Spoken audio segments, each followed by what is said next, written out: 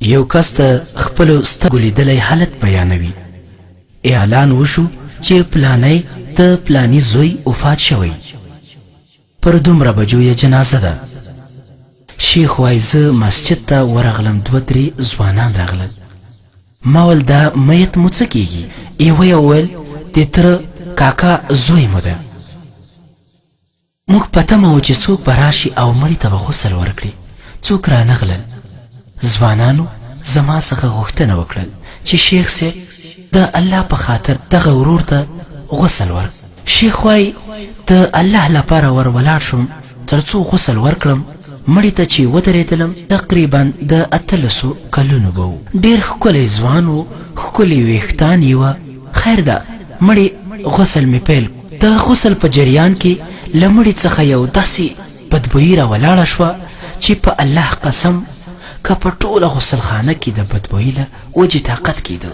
د غسلخانې دروازه او کړکۍ مې پرانیستل، خو بیا مې هم د اوسېدلو طاقت نه لره. بالاخره له غسلخانې څخه راووتلم. ځوانانو ته مې وویل تاسو غسل ورکړئ او د کفن کولو په وخت کې به زه مرسته در سره وکړم. ما ورته وویل په الله قسم داسې بوی دی چې ما په ټول عمر داسې بد بوی نه ده حس کړی. ځوانانو مړي ته غسل ورکړه او په تکفین کې ما مرسته ورسره وکړه. جنازه تیاره او هدیرې په لور مو روان کړل. په الله قسم په ټوله ساحه کې د بدبویي له وجې طاقت نشو کېدی. د جنازې د لمانځه تدابیر ونیول شوه. جنازې ته یې له څو محدودو کسانو پرته نور څوک نه و حاضر شوي.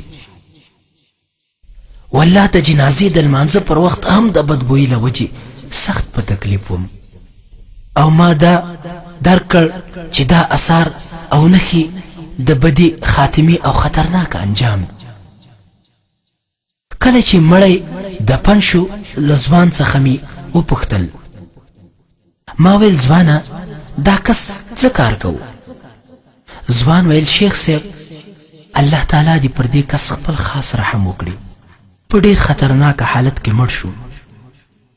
هغه داسې چې لمونځ یې نه کاوه. د لواطت د بدپیل وروسته په همداسې ناپاکه بند کې مړ شو. داسې مړ شو چې بل 100 سګریټ یې په لاس کې و او د موسیقي ګوشکې یې په غوږ کې وي. ای مؤمنانو د الله څخه وډار شئ، د الله طرف ته متوجه سئ، د خپل خطرناک انجام څخه وویریږئ. د الله او د الله د بندگانو د حقوقو پوره خیال وساتئ. دا ځوان هم زمونږ او ستاسو په شان یو انسانو، خو د الله حقوق یې ضایع کړي وه. نو الله تعالی مونږ ته د هغه عذاب نښې او اثار راوښودل. کوم چې دې ځوان ته د هغه د بدو عملونو له وجهې ورکړل شول، والله چې د آخرت عذابونه تر دې ډېر سخت. علماء کرام فرمایي د انسان د ایماندارۍ، دیندارۍ او بېدینۍ حقیقت د انسان پر زکندن او یا له مرګه وروسته حتما څرګندېږي. نو که مو په وسه وي حتما یې شیر کړئ در سره، د خپلو ملګرو